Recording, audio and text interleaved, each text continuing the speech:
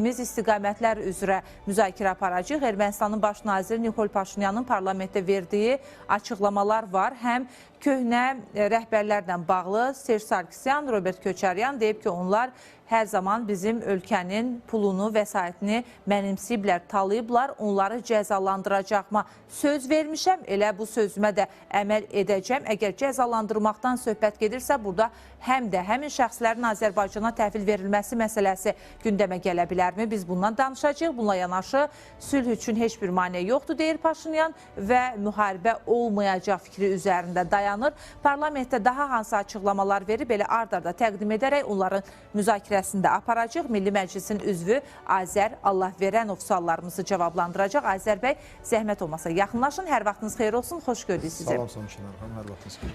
Azər bəy, başlayaq birinci ondan ki, Nikol Paşinyan parlamentdə bəzi maraqlı açıqlamalar verir. Deyir ki, müharibə ehtimalı yoxdur, ümumiyyətlə sülh zamanıdır. Bundan öncə də bəzən belə açıqlamalar verilib, amma hərdən də deyilir ki, eskalasiya təhlükəsi mövcuddur.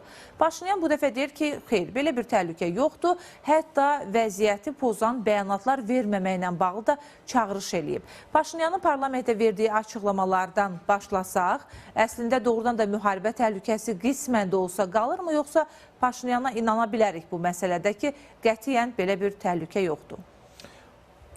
Çox maraqlı sualdır. Əslində, bəli, Paşinyan zaman-zaman çox ziddiyyətli fikirlər səsləndirir və nəinki Paşinyanın fikirləri ilə fərz eləyək, Xarici İşlər Naziri Ararat Mirzoyanın fikirləri üst-üstə düşmür və ya parlamentin spikeri Alan Simonyanın fikirləri üst-üstə düşmür. Hərçən ki, indiki proseslərdə fikir versəz, Alan Simonyan bir qədər arxa planda qalıbdır. Öndə olan daha çox Ararat Mirzoyandır və hətta Paşinyan belə bir çıxışında bəzən ziddiyyətli fikirlər söylüyor və bu da ondan xəbər verir ki, Ermənistanın siyasi hakimiyyəti, xüsusilə də siyasi elitasında təmsil olunan şəxslər, onlar bir mövqedən çıxış etmirlər, bir narrativ üzərində öz fikirlərini qurumurlar, çox zaman hətta özləri belə nə istədiyini də belə bilmirlər və bir çox kənar müdaxilələrdən və kənar proseslərdən asılı olduqlarını bir növ göstərmiş olurlar bu kimi davranışları ilə.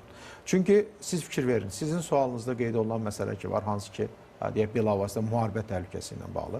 Yəni, bir tərəfdən Ermənistanın siyasi hakimiyyətinin təmsil olunan ən yüksək ranglı şəxslər, tək baş nazir yox, digər şəxslər də belə, bir qismi müharibələrin olduğu, o müharibə ehtimalı olması barədə fikirlər söyləyirlər, digər bir qismi bunun olmadığını deyirlər.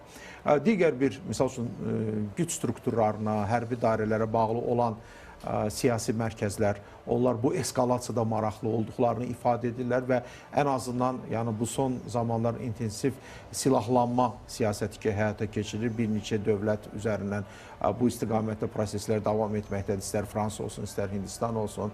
Son hərbi təlimlərə nəzər salsaq, Ermənistanla Amerika Birləşmiş Ştatları olsun və ya sonradan Ermənistanla İran hansısa bir deməli birgə müştərək bir deməli hərbi müstəvidə bəzi proseslərə imza atmaları olsun.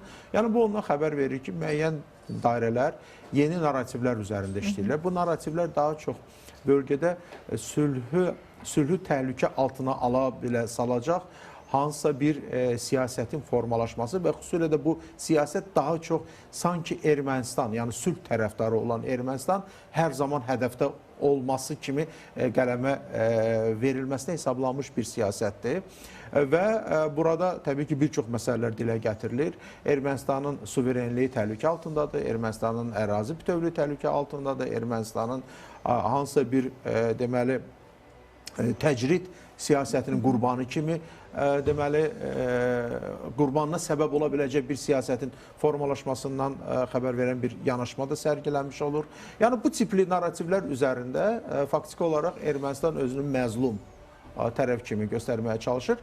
Amma çox maraqlı bir məqam nədən ibarətdir ki, bir tərəfdən Ermənistan deyir ki, sülh prosesi çox belə sülh müstəvisi kifayət qədər geniş səpkidə özünü bir üzə verməkdədir. Müxtəlif nailiyyətlər üzərindən bunu dilə gətirirlər. Hətta Ararat Mirzoyanın bugün ya dünən bir deməli bir fikri də var idi ki, Ermənistanla deməli Türkiyə və Ermənistanla Azərbaycan münasibətləri yəni olmayacaq dərəcədə sülhə yaxın bir deməli heç vaxt bu qədər yaxın olmamışıq deyir. Etiraf etsin həm Azərbaycanla, həm Türkiyəli yəni həmkarlar. sülhə bu qədər yaxın olmamışıq. Digər tərəfdən də deyirlər ki, bizim üzərimizdə hansısa bir təhlükələr var və s. var.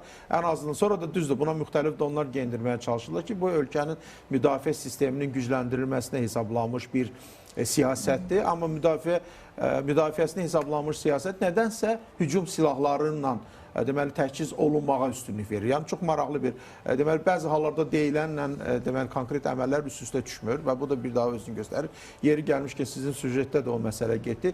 Tbilisinin bu prosesdə, yəni rəsmi Tbilisinin bu prosesdə rol oynaması ilə bağlı çox maraqlı nüans nədən ibarətdir? Yenə də nədənsə ortalığa tamamilə başqa bir deməli narrativlər atılır. Bu narrativlər nə ilə bağlıdır? Azərbaycan və Ermənistan arasında sülh danışıqları prosesi gedir və sülh danışıqları prosesi bunların təbirincə desək, hansısa bir deyək meydançada aparılması olduqca vacibdir. Çünki belə olduğu təqdirdə bu demək sülhə xidmət etmiş olur. Yəni bu da çox maraqlı bir nüansdır ki, sual yaranır. Yəni bu günə qədər, yəni ən azından 44 günü Vətən müharibəsindən sonra Ermənistanla Azərbaycan arasında əldə olunan biz müsbət nəticələrə baxsaq, bunlar məhz iki tərəfli danışıqlar zamanı əldə olunmuş. Yəni vasitəçi ehtiyacımız yoxdur deyirsiniz. Olmadı. Bu bir.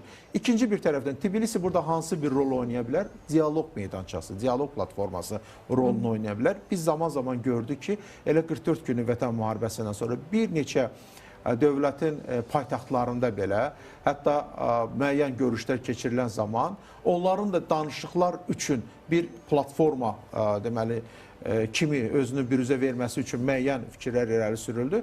Amma biz nəyi gördük? Biz gördük ki, həmən o Praqa olsun, Vaşinqton olsun və digər deməli yerlər olsun ki, harada ki bu söhbət çıxırdı ortalığa, dərhal o prosesi bir növ akselerasiya edən, o prosesi biraz sürətləndirən tərəf artıq öz maraqlarını qoyurdu ortalığa və çox belə bir məntiqli bir sual çıxır ortalığa.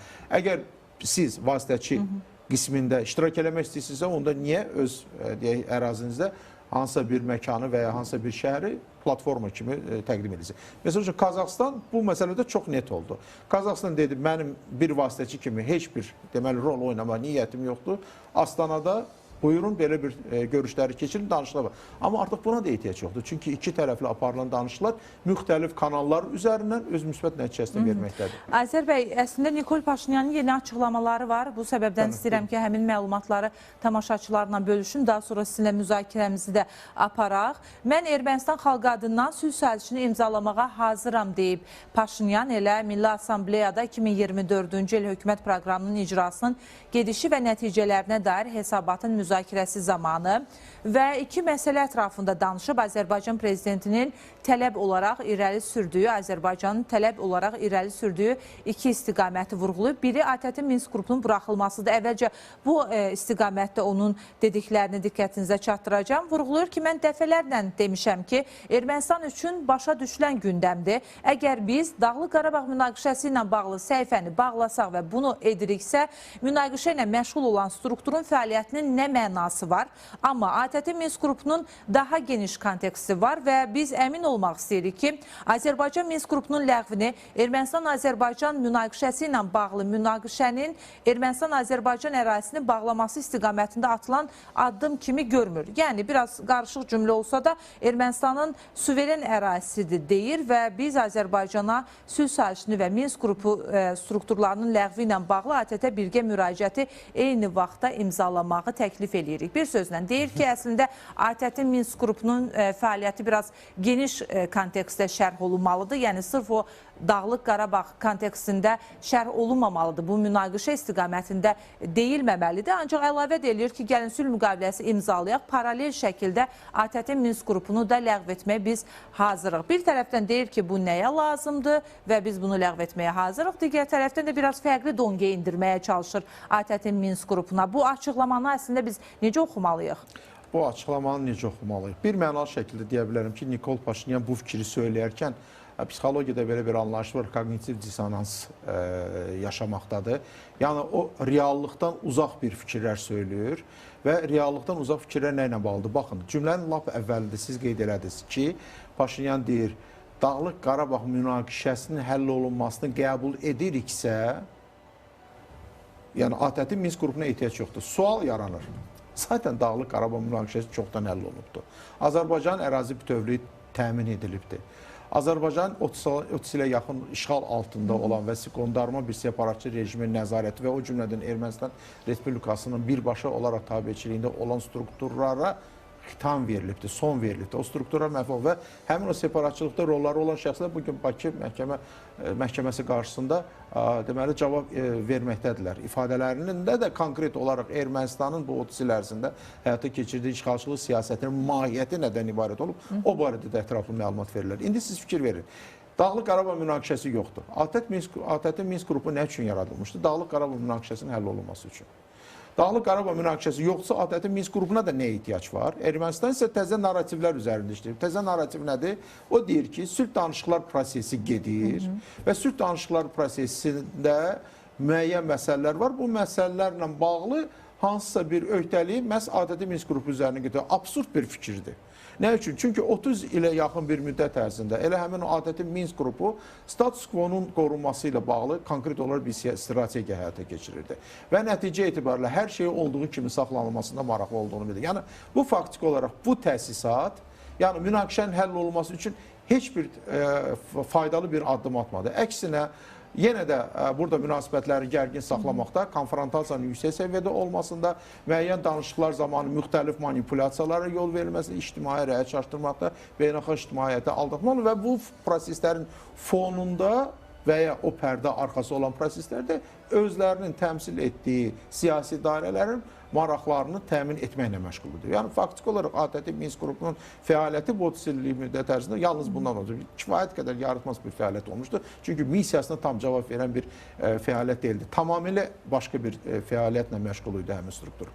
Və belə bir strukturun da gündəmdə saxlanmasına heç bir ehtiyac yoxdur. Ermənistanın siyasi elitası yeni narrativlər üzərində işləyir. Düşünürəm ki, bu məsələdə Azərbaycanın mövqeyi konkretdir və yeri gəlmişkən elə iki məsələdir ki, var hansı ki gündəmdə saxlanılır. Azərbaycanın faktiki olaraq sülh gündəmində əsas prinsiplərdən biri həmin ATƏT Minsk qrupunun deməli fəaliyyətinin dayandırılmasına dair müraciətin birgə olunması ilə bağlı bu birinci və ikinci məsələ konstitusiyada zəruri dəyişikliklərin edilməsi həm deklarasiya aktı ilə bağlı, həm də konstitusiyanın digər maddələrindən bağlı olan məsələlərdə ərazi iddialarının aradılması. Yəni bu iki məsələ öz həlini tapdıqdan sonra Ermənistan tərəfində deyə bilər ki, biz sülh sazişini bağlamağa hazırıq. Onlar bugün o sülh sazişini bağlamağa hazır deyil. Dəyişiklik məsələsinə toxundunuz Azər bəy. İstərdim ki, elə Nikol Paşinyan bu barədə də danışıb, görək bu istiqamətdə nələri vurğulayıb. Deyib ki, Azərbaycan Ermənistan konstitusiyasında bu istiqamətdə ərazi iddialarının olduğunu deyir.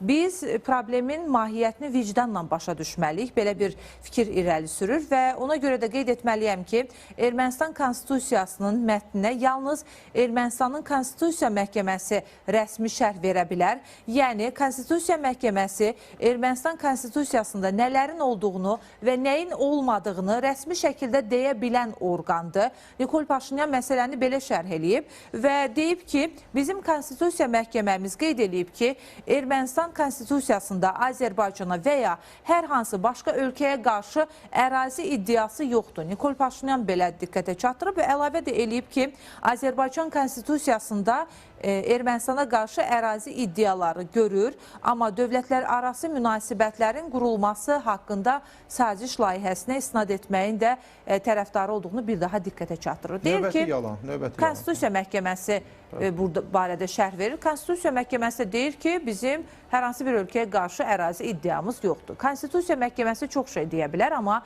kağız üzərində, faktlar üzərində olan o bəndlər bəs nəyi deyir? Məsələ bundadır ki, bəli, əgər Konstitusiya Məhkəməsi həqiqətən belə bir şərh verirsə ki, bu verbal olaraq deyilməsinə heç mən şübhə etmirəm ki, belə deyə bilərlər. Bunu qoy yazılı şəkildə Konstitusiya Məhkəməsi dərc eləsin, yazılı şəkildə və özünün kollegiyasının qərarı ilə, yəni bir növ göstərmiş olsun ki, Konstitusiya Məhkəməsinin bununla bağlı konkret mövqeyi bundan ibarətdir.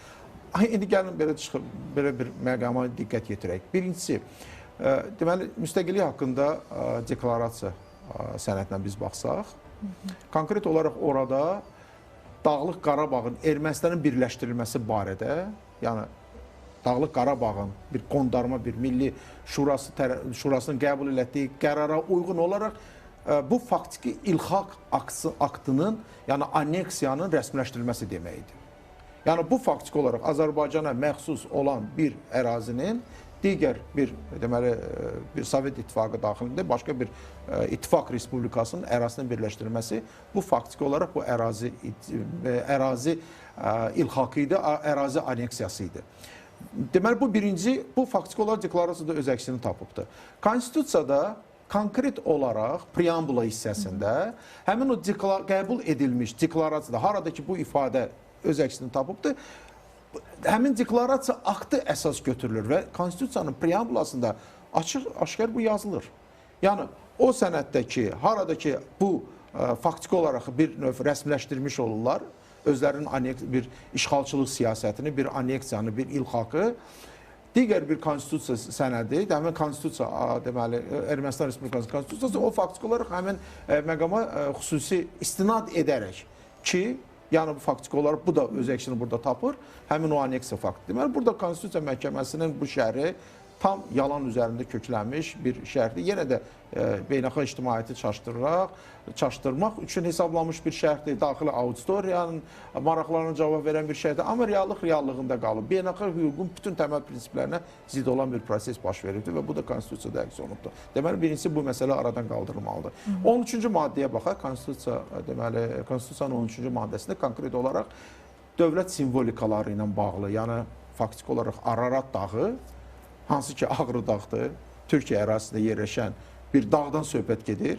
Onu dövlət özü üçün bir simvol olaraq, öz hərbində istifadə eləyəcək bir simvol olaraq, yəni təsbit edibdir öz Konstitusiya aktının 13-cü maddəsində. Sual yaranır, əgər Ağrı dağda idealı deyilsinizsə, bunu niyə burada simvolikada istifadə edibsiniz? Yəni, və buna bənzər çox digər sənədlər də var ki, onları da nəzərdən keçirmək. İndi hələlik ki, Konstitusiyada bu dəyişiklik baş verərsə, təbii ki, digər sənədlər də buna uyğun qaydada dəyişdirilməlidir və uyğunlaşdırılmalıdır. Amma bu bir prosesdir, bu böyük bir prosesdir. Amma burada da müəyyən nüanslar var. Misal üçün, nüanslar nədir? Deklarasiya ilə bağlı Konstitusiya Məhkəməsinin bir qərarı ola bilər, yeri gəlmişkən, həmin o deklarasiya aktı da zamanında 1990-cı ildə də yenə də eyni ilə də deməli SSR-nin deməli Ali Soveti tərəfindən faktiki olaraq qanunsuz bir akt olaraq kimi dəyərləndirilmişdir və buna bənzər hallar vardır. Yəni bir çox məsələlər var ki, onların üzərində yenidən işləməklə çox rahat şəkildə insinuasiya etmədən, beynəlxalq ictimaiyyəti aldatmadan çox rahat şəkildə dəyişikliyə nail ola bilər Paşinyan hakimiyyəti. İndi nail olacaqmı, olmaq istəyərmi, o başqa məsələ. Təbii ki, müxtəlif yollarla çalışırlar yenə də beynəlxalq ictimaiyyəti aldatsınlar.